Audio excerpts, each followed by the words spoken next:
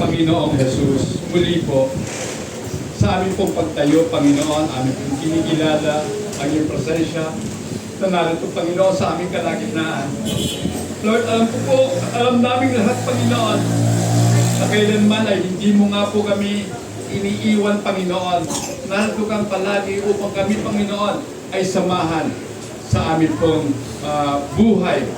At narito kami, Panginoon, upang ibigay sa iyo, Diyos, ang lahat ng meron kami, Panginoon, sapagkat kinikilala namin na lahat ng meron kami ay pawang nanggaling sa iyong lahat, Panginoon. At sa oras na ito, sa aming pong pakikinig ng iyong mga salita, dalangin ko, Panginoon, ang patuloy, Lord, na pagbibigay mo sa bawat isa ng kaunawaan upang lubos po nga po namin maunawaan ka at kasangkapanin lamang, Panginoon, ang iyong alipin, ang kanyang labi, ang kanyang puso't isip, Panginoon, upang maging kasangkapan, upang mahayag ang iyong mayamang mga salita. Ito po ang aming samot dalangin sa iyong makapangyarihan at banal na pangalang Jesus. Amen. Amen. Makakaupo na po kayo lahat, mga kapatid, at salamat po sa ating Panginoon. So ngayon pong umaga, mga kapatid, ating pong pag-usapan ang ating pong paksa, the timeless truth of God's faithfulness. Pag sinabi pong timeless, ibig sabihin po niyan, hindi po saklaw ng panahon ang mga katotohanan patungkol nga po sa katapatan ng ating Panginoon. So nangangahulugan, mga kapatid, na kahit na po tayo ay hindi naging tapat, subalit ang katotohanan, ang Diyos ay nananatiling tapat. Amen. Hindi niya po pwedeng itanggi ang kanyang realidad o ang kanyang katotohanan na siya po ay Diyos na matapat. Amen. So, mga kapatid, tayo po ay nabubuhay sa mundo. Wow. Okay. Next.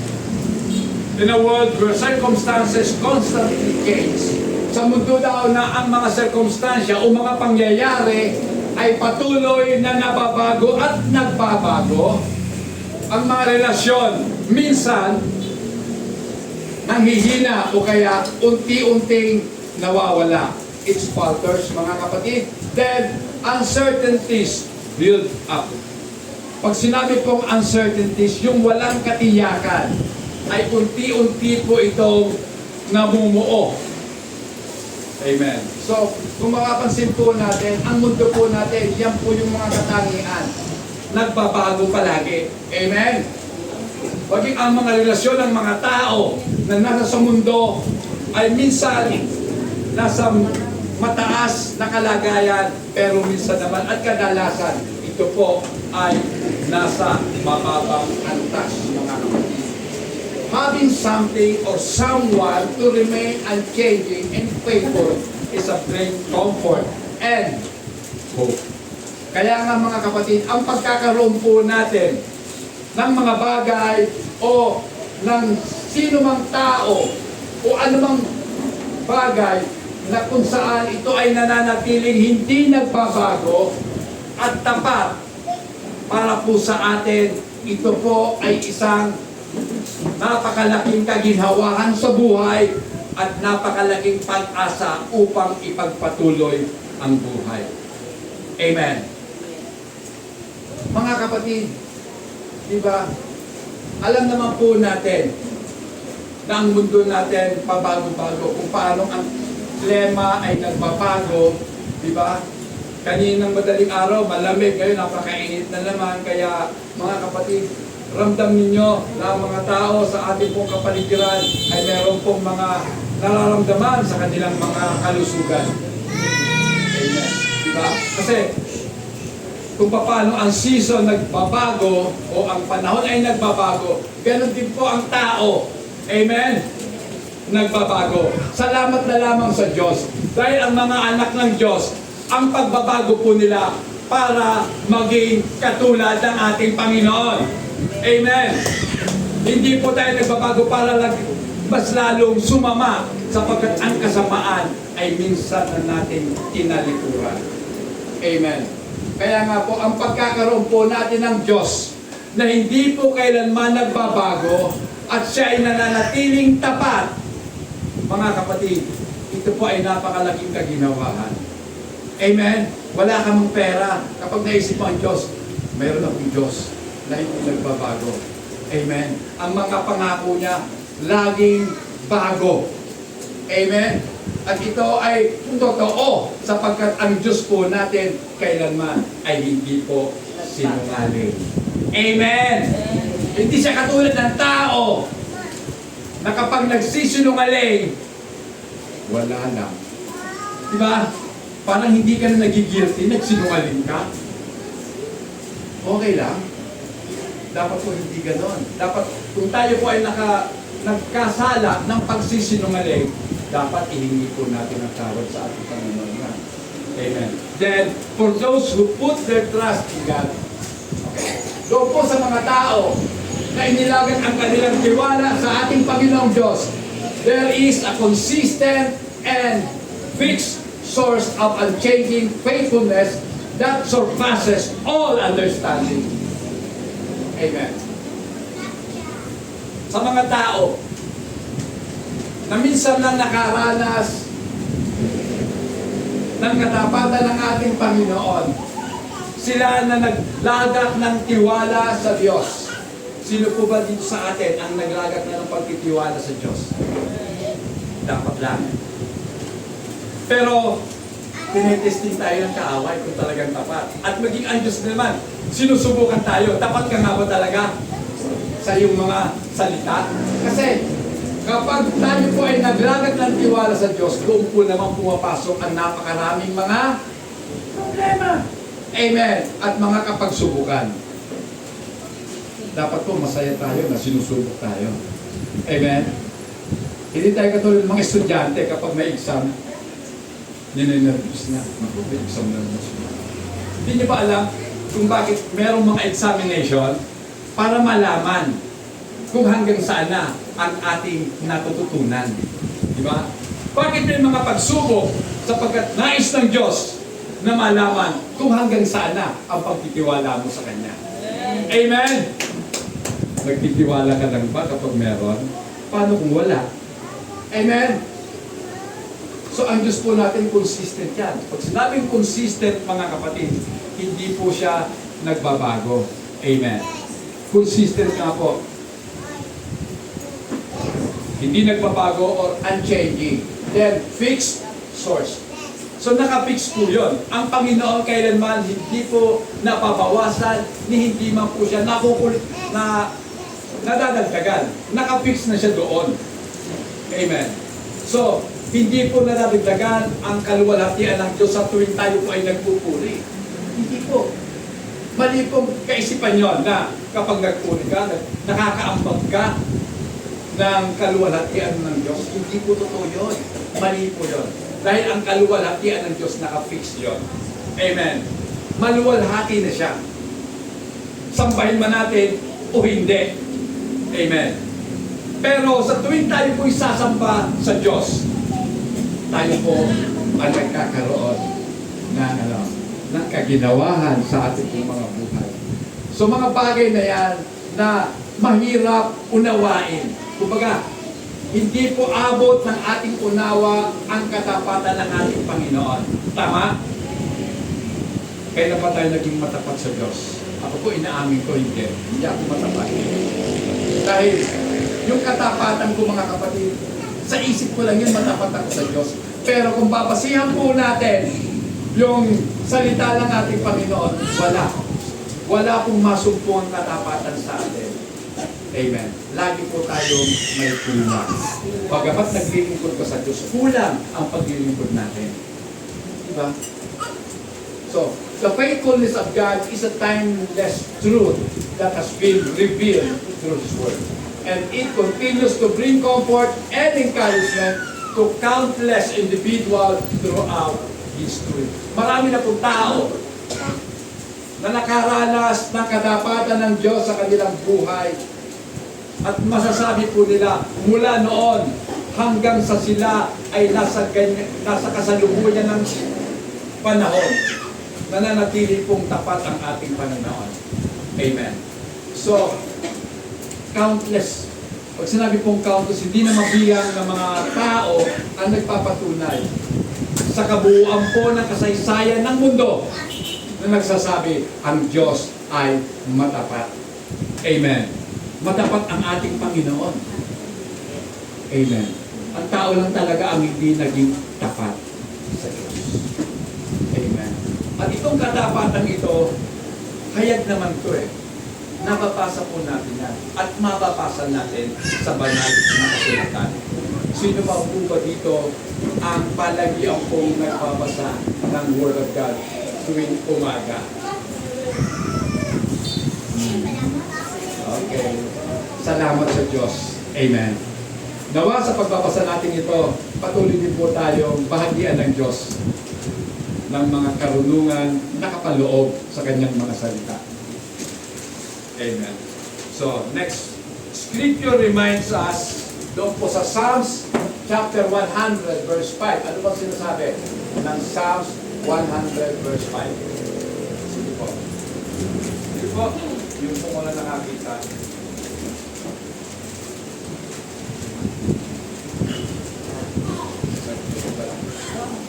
For the Lord is good.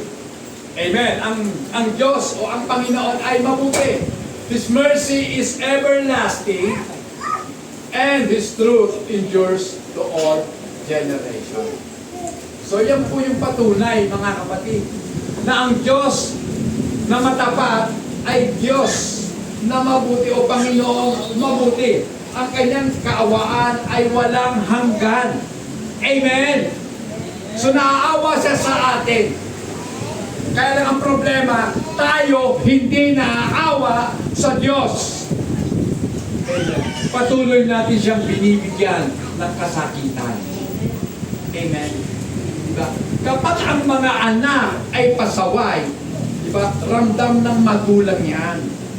Nararamdaman yan at iyan ang masakit sa kalooban ng magulang. Na ang mga anak mo, wala ka namang ipinakitang masama sa mga anak mo, pero ang mga anak mo ay nagpapasama-sama. Diba? Ngayon, pansin niyo ba kung nasaan ang problema? Kung ating i-analyze, mga kapatid, ang magulang walang problema, dahil ipinakita lahat, tinuruan ng mga anak, subalit ang mga anak ang may problema.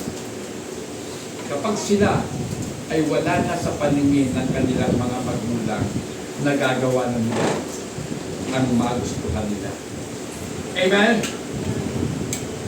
Pero sa mga anak po ng Diyos, iba, mga kapatid, hindi na tayo ang nasusunod. Di ba?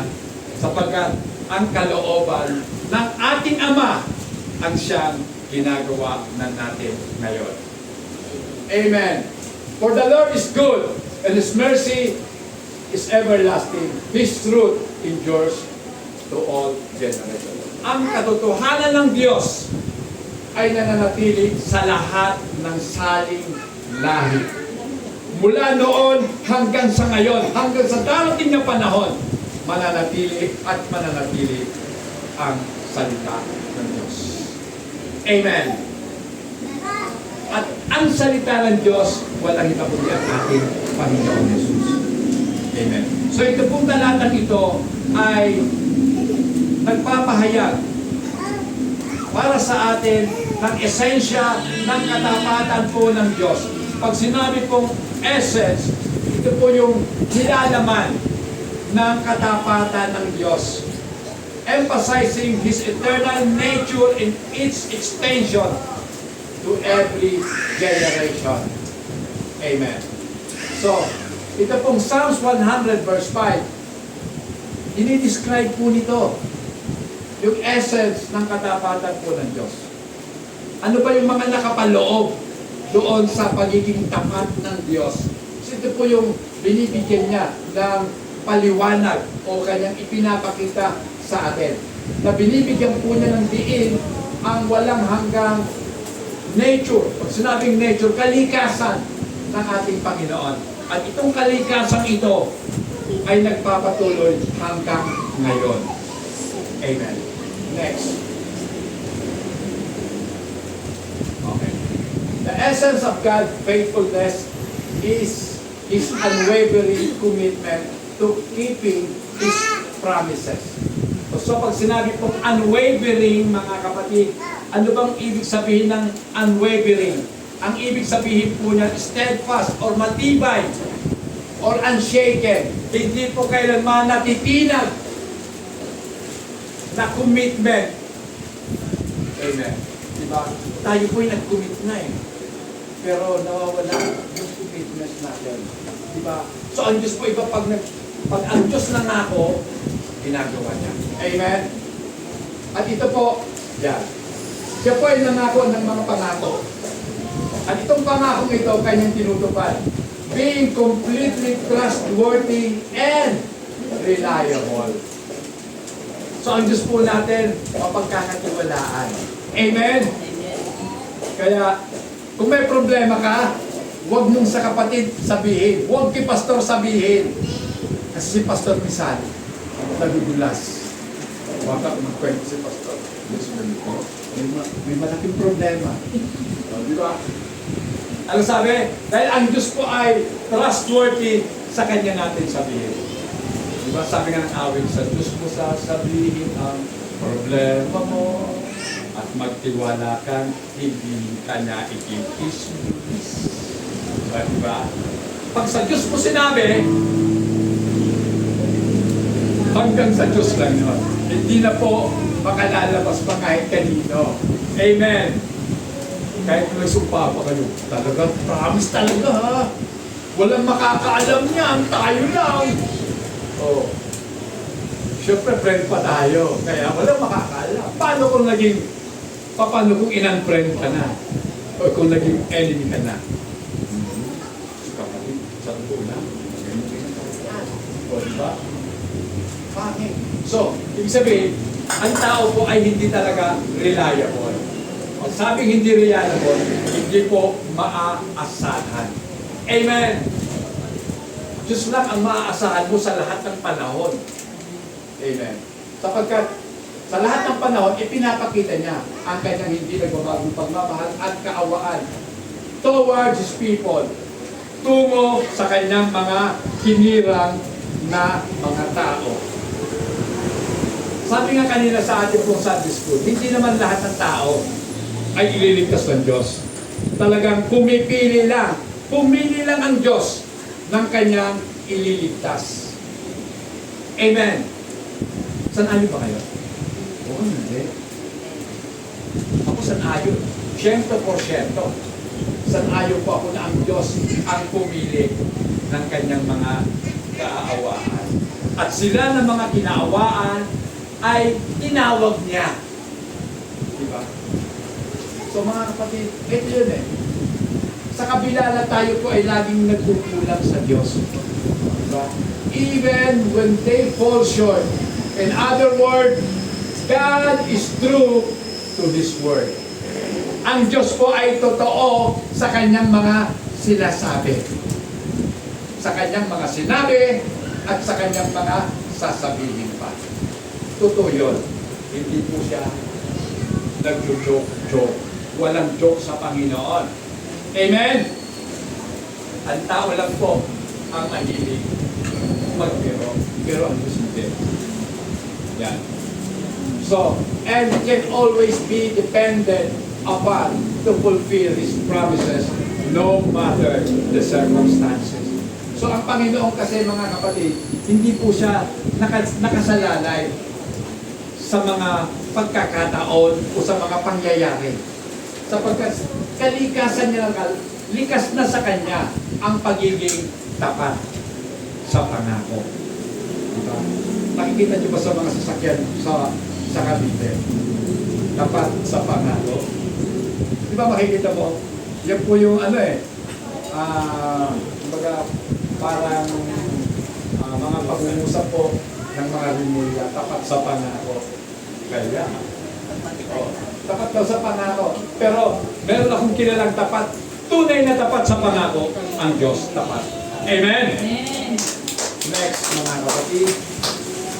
Yan. Number 1, keeping His promises.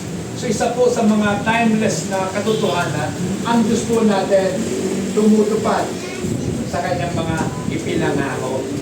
Amen. Keeping His promises. God's faithfulness is rooted in His nature and character. Sabi po sa Numbers 23 verse 19, ano sabi? Numbers 23. Okay. God is not a man. Ang Diyos ay hindi tao that He should lie para siya magsinungaling. Nangangahulugan na ang tao pala talaga ay sinungaling. Amen? Dahil ang Diyos, hindi katulad ng tao. Dahil siya ay hindi magsisinungaling. Nor a son of man that He should repent. Dahil hindi siya sinungaling, wala siyang pagsisisigan. Hindi siya nagsisisi. Amen? Has He said, and will He not do? Meron ba siyang sinabi na hindi niya gagawin? Or has He spoken and will He not make it good? Meron ba siyang ipinangako o sinabi na hindi niya gagawin mabuti? Wala, mga kapatid. Lahat po ng sinabi ng ating Panginoon, ginagawa. Amen. Kaya masarap magtiwala sa Diyos.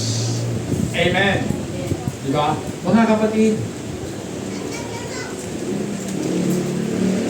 madala na tayo na magtiwala sa kapwa-tao. Pero hindi naman masama magtiwala ka sa tao. Kasi may mga tao naman talagang tapat din naman sa pangungusap nila. Amen. Kung ano sinabi nila, yun na. Panghahawak, pwede mong panghawakan. Amen. Pero 90 o kaya 70% lang yon. Dahil kadalasan, sabi nga kanina, di ba? Nagustuhan mo lang yung asawa mo dahil maganda ka. Eh, paano kung 80 anyos na kayo pareho? Maganda pa ba yun? Hindi na. Kulubot na. O, di ba? So, ano ba yun, mga kapatid? Magbabago na ba tayo dahil nakakita tayo ng mas bata? Dapat yun. Diba? Lagi mo kalalahanin na gustuhan mo siya dahil gusto mo siya. Kung ano siya noon, dapat siya pa rin hanggang ngayon. Okay. Next, mga kapatid, ito na po yun.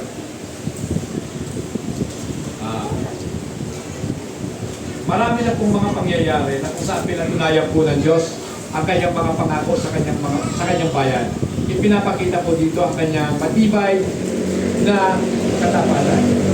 God's promise to Abraham. So, nangako po ang Diyos kay Abraham. Diba? So, God made a promise or covenant with Abraham doon po sa Genesis chapter 15. Kung binasa po ninyo yan, mga kapatid, makikita nyo. Napakaganda. At talagang minsan, hindi ka panipaniwala. Pero, dahil siya Diyos, makapangyarihan sa lahat, kaya niya nagawin. Okay. Dahil ito po si Abraham, pinangakuan ng Diyos na ang kanyang lahi ay kasing tulad ng dami ng mga bituin sa kalangitan. Siguro nag-uusap si Abraham at ang Diyos gabi. Abram pa noon ang pangalan niya. Genesis 15 yan eh. Abram, hindi pa po nababago. Hindi pa Abraham. So, Abram lang. So, nakikita mo ba yun? Tumingala ka sa langit. Ano nakikita mo? Napakaraming bituin, di ba? So, ganyan kadami ang magiging lahi mo. Amen. Sa kabila ng katotohanan na itong si Abraham at ito pong kanyang asawang si Sarah ay advanced na sa kanilang mga edad. Ibig sabihin, matanda na. Amen. Si Abraham 90, 80 naman si Sarah. Nangako ang Diyos sa kanila. Pero ano bang nagkaroon ng katuparan, 100 na si Abraham. So 10 years pa ang lumipas, mga kapatid. Pero tapat ang Diyos sa kanyang pangako. Dahil nalulungkot na si Abraham eh. Mayaman na siya. Pero walang tagapagmana ng kanyang kayamanan. kundi si Eliezer na kanyang katipid. Amen. Ngunit ang sabi na ito, hindi Abraham, ang tagapagmana ay nagmula mismo sa iyo. Siya ay anak mo. Amen. Doon na po sa Genesis chapter 21, tinupad ng Diyos ang pangako. So from Genesis 15 hanggang sa Genesis 21, it takes 10 years, mga kapatid. Diba? Kung ikaw, si Sarah, sinungaling. O, di ba? Pagod na kami, matatanda na kami. Siyempre, tao yung parang magkaanak, may gagawin. O, matanda na eh. Hindi naman virgin birth yun. Hindi po virgin birth. Talagang may ginawa sila. So, makikita nyo mga kapatid. Genesis 21, verse 1 hanggang 3, pakibasa. Sige, sister. At umalaw ang Panginoon kay Sarah ayon sa sinabi niya, at ginawa ng Panginoon kay Sarah ayon sa kanyang sinaliba. At si Sarah ay nagtiti at nagkaanak ng isang lalaki kay Abraham sa kanyang katandaan. Sa sobrang panahon sinabi ng Diyos sa kanya. At tinawag ni na sa si Abraham ang pangalan ng kanyang anak at ipinanganak sa kanya na siya ang pinanganak ni Sarah. Amen. So, anong pangalan ng bata na ipinanganak ni Sarah? Isaac. Amen. So, si Isaac po ay ipinanganak. Yan na po sa Genesis 21. Amen. Okay. So, God fulfilled His promise by giving Abraham and Sarah a son, Isaac, through whom the nation of Israel should be established. So, mula po sa anak na si Isaac, ang bansang Israel po ay itinatag ng Diyos. Pangako niya po yan kay Abraham, mga kapatid. Next. Amen. Diba? Dito po, makikita naman natin ang pangako po ng Diyos na kapanganakan ng tagapagligtas, ng Mesaya, mga kapatid. So, throughout the Old Testament, sa kabuuan po ng Old Testament, mga kapatid, makikita po natin ang pangako ng Diyos. Sa Genesis chapter 3 pa lamang, nangako na po ang Diyos na ang bilhin ng isang babae ay dudurog sa ulo po ng manunokso na walang iba kundi ang ahas. Amen. So dito po mga kapatid, sa panahon po ng propetang si Isaiah, makikita po natin dito ang mga hula na ibinigay ng Diyos patungkol sa tagapagligtas. Na itong tagapagligtas na ito, magdadala po ng salvation and redemption sa bayan ng Israel. Pakibasa, Isaiah 7:14, ano sabi? Kaya ang Panginoon na ay magbibigay sa inyo ng tanda. Narito isang dalaga ay magbibigay at manganganak ang isang lalaki at tatawagin ang kanyang pangalan na Emmanuel. Amen. So, ito po ang tanda. Kasi, yamang mahilig lang naman ang tao sa tanda, eh di nagbigay ang Diyos ng tanda, mga kapatid. Pero yung tanda, mukhang hindi ka panipaniwala. Kasi, virgin eh. Diba? Isang berhen, manganganak, paano mangyayari? Diba? So, himala yun, mga kapatid. At ang batang ipapanganak ay tatawagin ang pangalan Emmanuel. Na ibig sabihin, ang Diyos ay sumasaalin. Amen. Then, Isaiah 9:6, ano sabi? Kapagkat sa akin ay pinanganak ang isang bata, sa akin ay sinigay ang isang anak na lalaki. At ang pamamahala ay maaaral sa kanyang balikat, at ang kanyang pangalan ay tatawagin kamangha-mangha. Tagapayo sa makapangyarihan Diyos, walang hanggang Ama, Pangulo ng mga yaman. Amen. For unto us a child is born. Isang bata ang ipapanganak sa atin. So sa atin, ang isang batang lalaki ay ibinigay. Amen. So pansinin niyo mga kapatid, kapag ibinigay, mayroong nagbigay. Amen. So mayroong pong pinanggalingan. Sa palagay niyo, ang Panginoon kukuha lang ng ibang bata at ibibigay. Hindi pa pwede. So yung ibibigay niya, mismo nanggaling sa Kanya. Amen? Meron bang anak ang Diyos? Wala.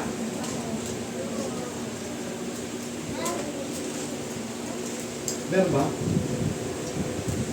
Ayon sa Biblia, meron anak. na tinatawag. Pero ang katotohanan mga kapatid, ang ibig sabihin ng pagiging anak ay may pinanggalingan. Katulad ng salita, di ba? Yung salita mo, may pinanggalingan. Ngayon, yung bang salita mo na nanggaling sa'yo ay iba kaysa sa'yo? O ikaw pa rin yun? Diba? Atin lamang kumbaga, ipinapahayag kung ano ang laman ng ating isipan at kung ano ang nararamdaman ng ating puso sa pamamagitan ng salita natin. Amen. Sa pamamagitan ng salita, nauunawaan kung ano ang ibig natin tukuyin. Tama? At sa pamamagitan ng pagbibigay sa atin ng anak, tayo po ay nagkaroon ng salvation and redemption. At ito mga kapatid, tingnan nyo ha, at ang pamamahala ay nakaatang sa kanyang balikat. At ang kanyang pangalan ay tatawaging ano? Wonderful, kamangha-mangha, o kahanga-hanga. Amen? Counselor, tagapayo. Sa iba kasi, binulugtong yan. Magkahiwalay mo yan. Wonderful, Counselor. Then, ang pangalan ng batang ito ay tatawaging ano? Makapangyarihang Diyos. Ngayon ang tanong, ilan ba ang makapangyarihang Diyos? Di ba isa lang? Bakit ibinigay itong bata at ang pangalan ng bata tatawaging makapangyarihang Diyos?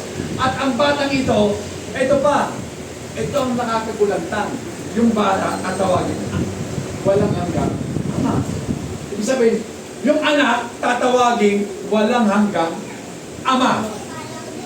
Diba? Mag-isip na ang mga tao mahilig mag-isip. Okay. At itong batang ito, tatawagin ang kanyang pangalan, Prinsipe ng Kapayapaan. So sa kanya po, meron tayong kapayapaan. Amen. Diba? Ang ganda, no? Kahit puno-puno ka ng problema, dahil pag nasa Panginoon ka, mapayapaan ka. Amen. Masarap.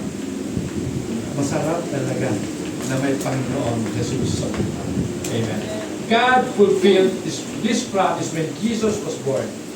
Through Jesus' life, death, and resurrection, God demonstrated His ultimate faithfulness and providing a Savior for humanity, fulfilling the promise of redemption and eternal life for all who believe in Him.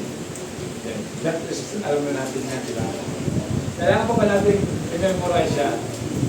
Alam na yan lahat. For God so loved the world that He gave His only begotten Son, that whosoever believeth in Him should not perish but have everlasting life. Amen. Di ba mga kapatid?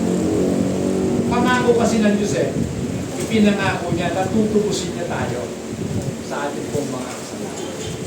Diba? Genesis 3 pa lang, nandoon na kaagad ang pangako ng Diyos. Isipin mo, from Genesis hanggang sa Revelation, nandoon, nakasaan doon ang katapatan ng Diyos. Amen. Diba? Then, number 2 po, pag-usapan natin, the trustworthiness and reliability of God's faithfulness. So, ang katapatan po ng Diyos ay totoo pong maaasahan po natin. Amen. Mapagkakatiwalaan and pwede mong asahan. Reliable. Life's trial and challenges often leaves us feel overwhelmed and uncertain. So, ang mga kapagsubukan po ng buhay at ang mga hamon ng buhay, kadalasan po iniiwan tayo nito. Na pag sinabing overwhelmed, kadalasan po negative ang ibig sabihin po niya. Pag sinabing overwhelmed, mga kapatid, eto yun an intense and all-consuming emotion, either positive or negative. Pag sinabi kong overwhelmed, sa Tagalog, ibig sabihin natin, sobra-sobrang hirap. O kaya, sobra-sobrang saya. Meron ba tayong naranasan sobra-sobrang saya? Mahirap yata, yun ano. Pero yung sobra-sobrang hirap, madalas. Pastor, o kaya Panginoon, sobra-sobrang naman po. Di ba? Ang sakit sa kalooban. Di ba? Di ba yun na lang bugbugin ka?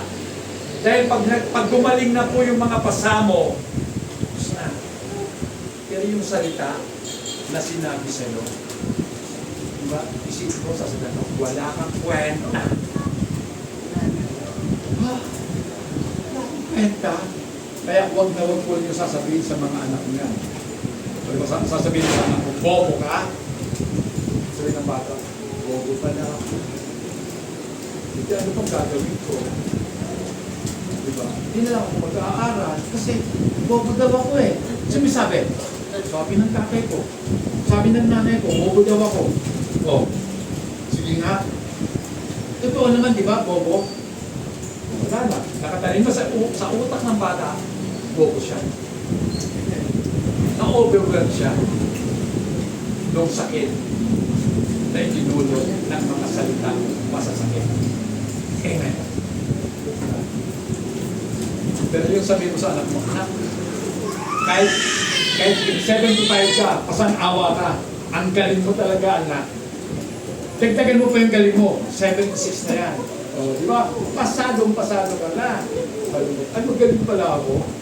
Mas lalo kong paghuhusayan. O, di ba? Mga kapatid, yan po yun. However, even in the midst of difficulties, God's faithfulness brightly shines. Kapag naisip po natin yung katapatan ng Diyos, sa kabila ng mga dinanas natin, ng mga kahirapan sa buhay, diba? Isipin mo, sabi nga ng isang pastor na hindi niya pinadadalo yung asawa niya, huwag kang a-attend, ha? Sabi ng pastor, para tiyak hindi ka maka-attend, baka pasain kong lahat ang damit mo. O, di ba? Binasa lahat. Alam mo, ma-attend siya ng nakapambahay. Siyempre, hindi na lang lalabas. Umiiyak yung kasawang babae. Pero hindi sumuko yung kasawang babae. Ipinag-pray ang kanyang asawa. Hanggang sa kanyang asawa nakakilala sa Panginoon, naging pastor. Hindi ako yun lang. Dahil hindi ko kailanman pinapasan kami ni Sister Jackie. Yeah. Lalabahan. So, papasahin ko yan. Pero lalabahan ko yan. Okay, tama. Then, sabi nga po ni Jeremiah, pakibasa, binasa natin kanina, Lamentations 3:22 hanggang 23. Sa mga kaawaan niya ng Panginoon, hindi tayo nalipol. Pagkat ang kanyang mga bag ay hindi naulipol. Ang mga yaoy bago tuwing umaga, dakila ang inyong magpapakaw. Di ba awit yan? They are new every morning. New every morning. Great is thy faithfulness, oh Lord. Diba? So dakila talaga ang katapatan ng ating Panginoon. Amen. Sapagkat ang kanyang awa ay hindi kailanman nauubos. It's not being consumed, mga kapatid. Because His compassions fail not. Hindi nabibigo ang kanyang mga kaawaan. Amen? Diba? Alam na natin yan. Dahil nakaranas po tayo ng sobrang hirap ng buhay. Amen. Then, next, balik natin doon. Okay. So ito pong mga talatang ito ay nagpapaalala sa atin ng katapatan ng ating Panginoon ay hindi po limitado ng mga pangyayari sa ating mga buhay. Ang kanyang pagmamahal, ang kanyang awa, ang kanyang katapatan ay lagi pong bago bawat umaga. At ito po ay nagbibigay sa atin ng pag-asa at lakas upang tayo po ay manatili. Amen. Diba? Kapag iniisip mo ang katapatan ng Diyos, ano ang ipinapahiwatig niya? Yung sinasabi sa iyo ng Espiritu ng Diyos, mahal na mahal ka ng Diyos. At ipinaraanan sa iyo ng Diyos ang kanyang awa at ang kanyang katapatan. Bawat umaga. So, bawat umaga po yan. Amen? Diba? Kahit na ang araw, sa tingin po natin, hindi sumikat kasi maulan. Pero ang totoo, sumisikat ang araw. Hindi mo lang nakikita ang kabuuan ng kanyang pagsikat Pero alam mo, sumikat kasi maliwanag na. Amen. Kahit punong-puno pa ng ulap ang kalangitan, tuwing sasabit ang umaga, maliwanag.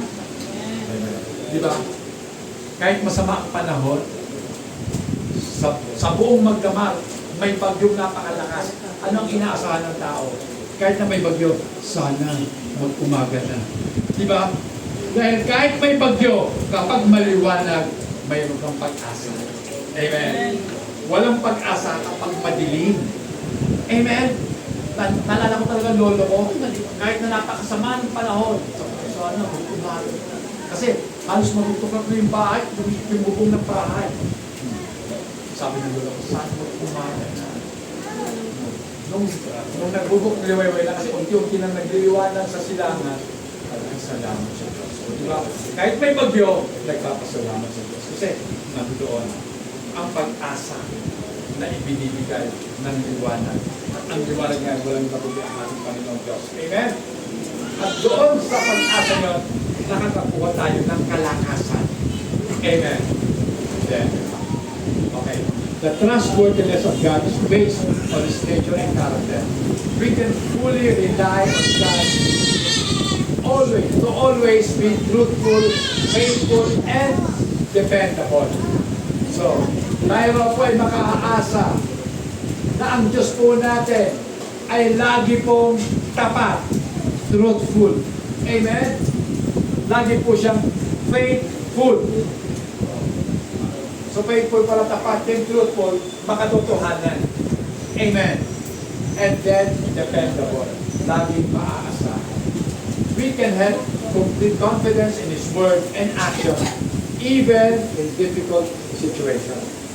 So, lagi po tayo makakakuha ng buong kumpiyansa sa salita ng Diyos at doon sa kanyang mga ginagawa. Kasi pag nagsalita ang Diyos, ginagawa niya ang kanyang sinabi. Amen. Tayo, hindi.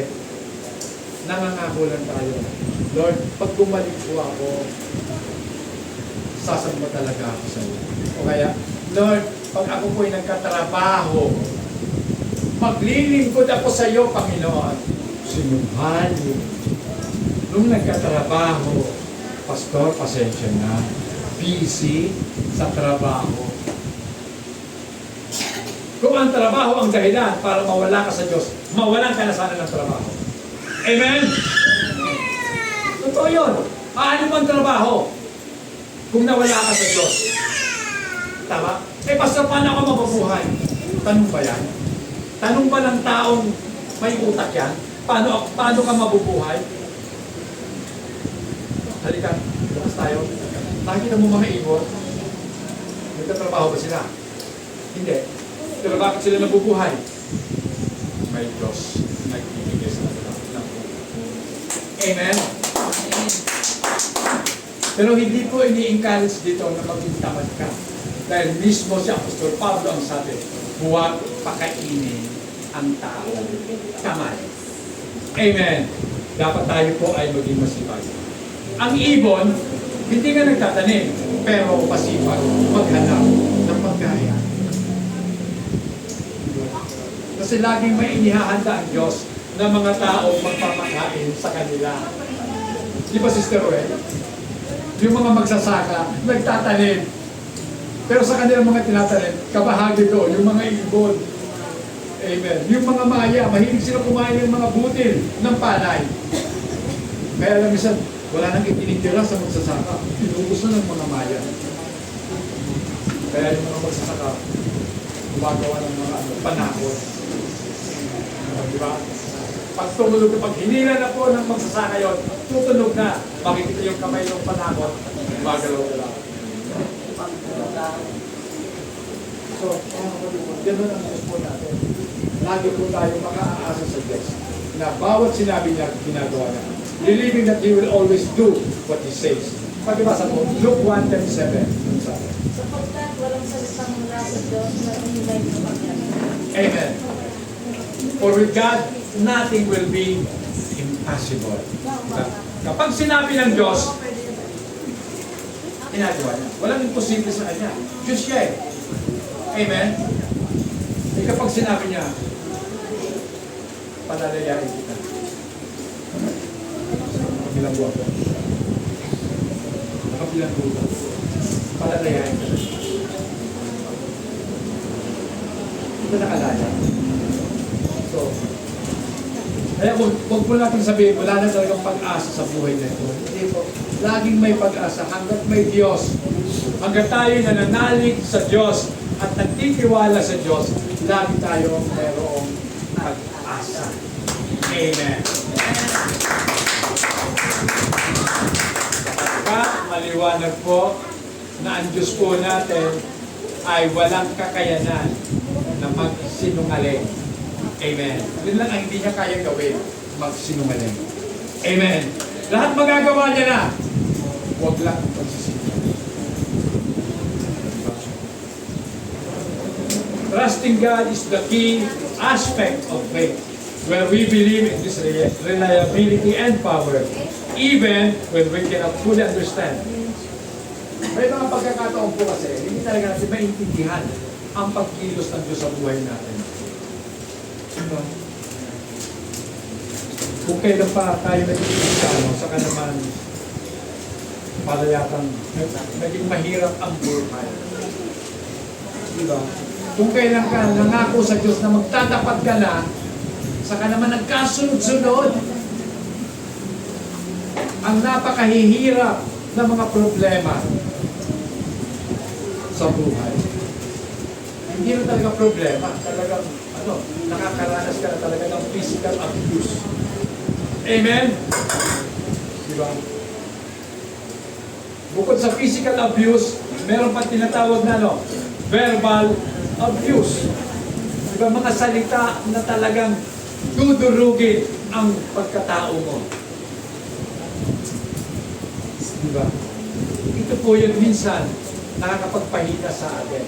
Pero asahan mo na ang Diyos po natin ay reliable at meron siyang kapangyarihan para tayo po ay makalaya, para tayo po ay maging masaya sa kabila ng kalungkutan na pilit na tayong inilalagay o pilit na ibinibigay sa atin ng mga tao.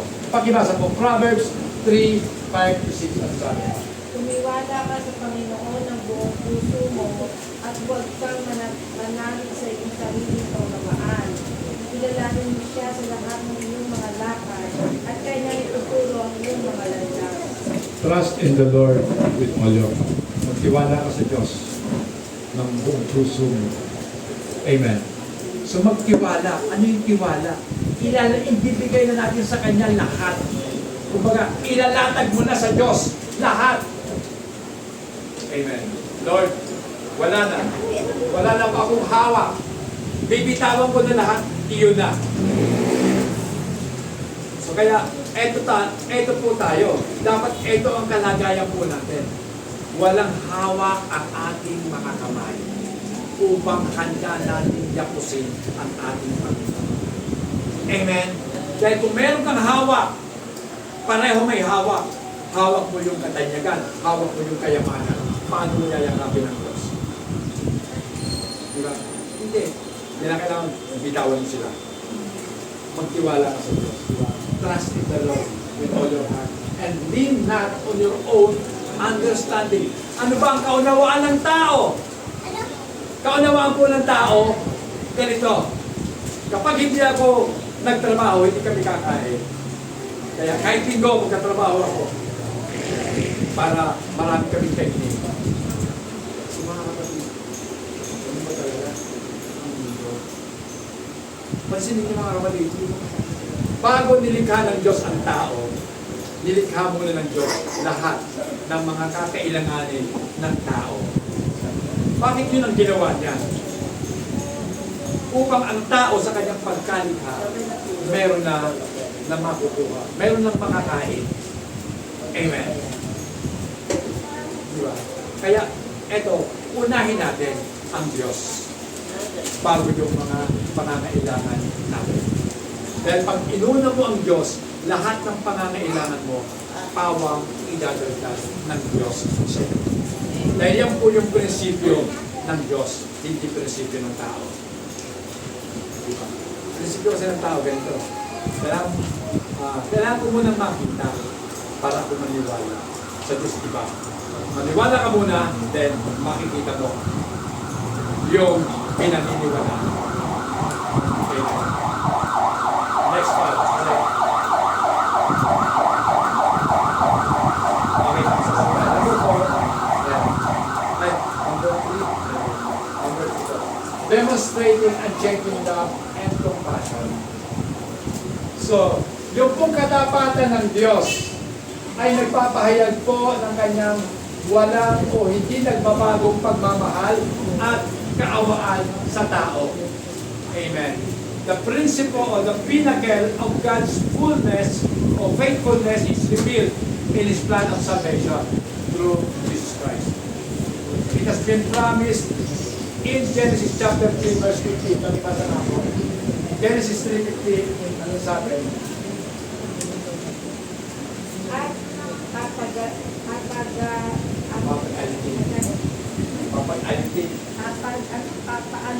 Papag-awayin na lang, papag-awayin ko. Bawat ang babae at ang inyong hindi at ang kanyang bini. Ito ang dudulog ng lupulo at ikaw ang dudulog ng kanyang sako. Bakit kasi pag-aalitin? Tuloy nagkakabulog-bulog. Dapat pag-aawayin ko, pagsasabungin ko. Diba? I will put enmity between you and the woman, between your seed and her seed. Capital letter S. So, yung seed na yan, binhin yan, walang iba ko dyan ating Panginoong Jesus. At ang binhin ng ahas, syempre, ang mga demonyo. Pag-aawayin talaga. Amen. And, okay. He shall bruise your head, and you shall bruise his heel. So, ano yun? Tutuklawin mo ang kanyang sako, pero dudurugin naman ang iyong ulo. So, natuklaw ang sako ng Panginoon, di ba? Kaya nga siya namatay. Di ba? Pero nabuhay siya muli. Pero, sa tagpong yun, durog ang ulo sa Satanas. Amen! Matutuklaw mo nga. Ibig sabihin, tayo din po. Kung natuklaw ang Panginoon, tayo rin naman matutuklaw. Amen! Pero lagi mong pakaisipin, meron tayong Diyos na kayang durugin ang ulo ng tumuklaw sa atin. Amen! Gusto mo madurog ang ulo ng kalaban natin? Hindi natin ang chance. Okay. Di ba? Hindi tayo malupit dito. Okay, Diyos nga hindi rin malupit eh. Binibigyan ng Diyos ang tao. Pero kung talagang nakatakda ka, wala akong magagawa.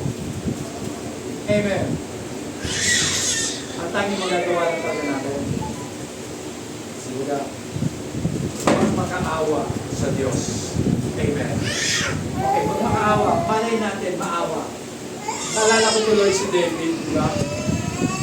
Nung may sakit ang kanyang panganay na anak kay Bathsheba, anong sabi ni David? Mag-aayuno ako. Pinag-ayuno siya. Malay naman natin. Maawa ang Diyos. Kahit nagkasala si David sa Panginoon, baka maawa ang Panginoon sa kanya. So nag-ayuno po si David. Pero natatakot po yung mga aid na yung kanyang mga tauhan na sabi sa kanya, so natatakot sila. Pero naramdaman ni David, parang may kakaiba sa inyo. Hindi kayo mapakali.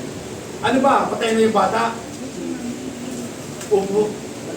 Ano na ako magagawa pa? Bakit pa ako mag-ayun? Patay na! Naligo si David. Ayos. Namatay na yun. Then, pangalawang anak, ibinigay ng Panginoon ang pagpapala sa pangalawang anak. Sino yung pangalawang anak? Si Solomon. Diba? Kasi yung pangalan na anak niya kay Bathsheba, namatay. Yung pangalawa, binigay ng Diyos, si Solomon. Amen. At binigyan pa ng Diyos na kakaibang karunungan si Solomon. So, pansin niyo mga kapatid, mga problema, pangako ng Diyos. Kaya pong ibigay ng Diyos ang kanyang mga pangako sa kabila ng pagkadami-daming problema po natin. In the gospel, the message is not just saying that God loves us, but God demonstrated and proved that He loves us. So hindi na sinasabi ng Diyos na, mahal ko kayo. Hindi po yun. Walang simple yung salita lang. Kinakailangan pagpamanin. Amen. Kung nagugutom ang isang kapatid, sinabi mo, ikaw kapatid, gugutom ka. Pag-pray kita. Ha? Sa halip niya ipag-pray ko, bigyan mo na lang. Pag nakakain na siya, doon kayo mag-pray mo na tapos. Busog na siya eh. Diba? Ang problema, gutom. Bakit prayer ang solusyon ko? Okay, mo muna. Then after makakain yon, sa kayo, manalangin. Sa palagay, yung taong gutom, makapanalangin ng maayos sa Diyos. Diba? Yung utak mo, gusto panalangin, pero yung tiyan mo, magkarambulan na. Paano ba ito? Pero kung busog na siya, nakakain na. Kahit hindi mo ba siya busugin, nakakain na. Diba? Salamat. Lord, salamat po. Ang prayer niya, Lord, thank you. Diba? So katanggap-tanggap sa ating Panginoon. Okay. Then, ipakita natin yung pagmamahal natin. Katulad ng pagpapakita ng ating Panginoon ng kanyang pagmamahal sa atin. Romans 5:8. Pag-ibasa po. Datapwat pinagkapagubili ng Diyos ang kanyang pag-ibig sa atin, na nang tayo mga makasalanan pa, si Kristo ay namatay dahil sa atin. So, God demonstrates His own love toward us, that while we were still sinners, Christ died for us. Diba? Isipin mo, kahit makasalanan ka pa, minahal ka na ng Panginoon. Kahit ang baho-baho mo na, kahit ang dungis-dungis mo na, halos para ka ng putik, taong putik. Pero dahil gusto ka ng Diyos, mamahalin ka na. At dahil dito, papaliguan ka ng Diyos. Lilinisin ka, papaliguan ka, at bibihisan ka katulad niya. Amen? Ganon ang ating Panginoon. Hindi mo kinakailangan maglinis ng sarili mo, sapagkat tayo po ay walang kakailangan maglinis ng ating sarili. Diyos na magpili ko maglinis. Then, pakibasa si Sister Janet. John 5:24.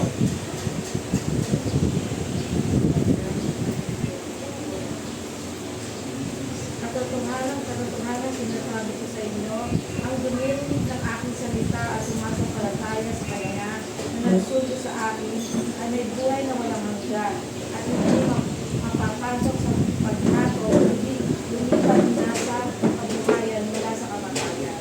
Amen. So ito pala ang nagagawa ko ng pananampalataya natin, ng pagtitiwala natin sa Diyos. Tayo po ay papasok sa buhay na walang hanggan.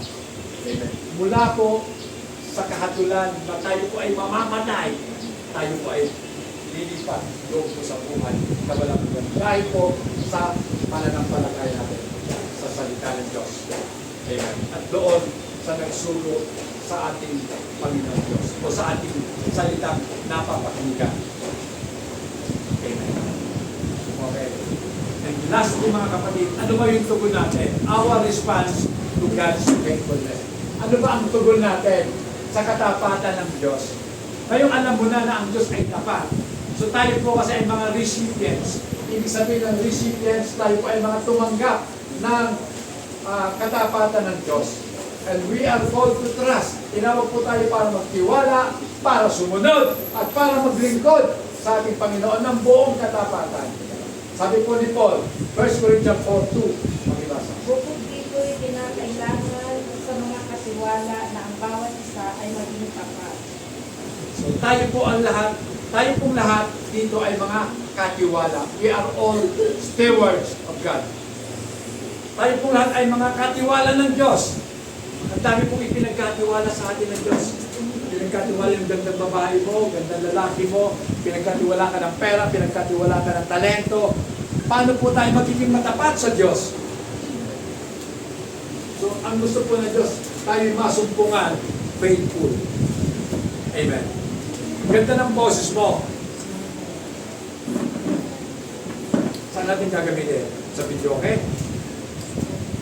Paglasing ka na, saka ka lang kakanta. Mga kapatid, magpakalasing tayo sa Espiritu ng ating Panginoon. Amen? Amen. Hallelujah! Dito po tayo mga kapatid. Tayo po ay dapat nasumpungan na tapat ng mga katiwala ng Diyos. So ako po pinagkatiwalaan ng Diyos ng kanyang salita. Kinakailangan ko po maging tapat ako na ibahagi ang salita ng Diyos sa inyo. At ganun din po kayo, alam po lahat, tayo po ay pinagkatiwalaan ng Diyos ng sari-sari mga kaloob. Gamitin natin yan na merong pagtitiwala sa Diyos. Amen. Then, as we navigate the journey of life, let us hold unto the truth that God's faithfulness is unchanging, unwavering, and everlasting. We find comfort, strength, and hope in His faithfulness, knowing that He will always be with us. Kaya alam po natin na ang Diyos po natin lagi pong kasama natin upang tayo ay gabayan, upang tayo bigyan ng comfort o kaginawaan, upang tayo ay pahalila sa bawat pagkakbang natin sa landas ng Pilipinas. Pakibasa, Matthew 28:20. Yan po tayo magkapatid. Na ituro ninyo sa kanila na kanilang ganapin ang lahat ng mga bagay na inilutoy ko sa inyo. At narito ang ko'y sumasa inyong palagi hanggang sa katapusan ng sanlibutan. Amen. How I love this verse. Bakit mahal ko ang talatang ito? Sapagkat eto mga kapatid, I am with you always. Lagi nila akong kasama hanggang sa wakas ng panahon. Amen. Walang oras sa buhay mo na hindi mo kasama ang Panginoon. Amen. Kahit nakaupo ka lang dyan, kasama mo ang Panginoon. Habang nakikinig ka, kasama mo ang Panginoon. So walang saglit sa buhay natin na tayo pinabayaan at iniwan ng Panginoon. Tumayo po tayo sa atin.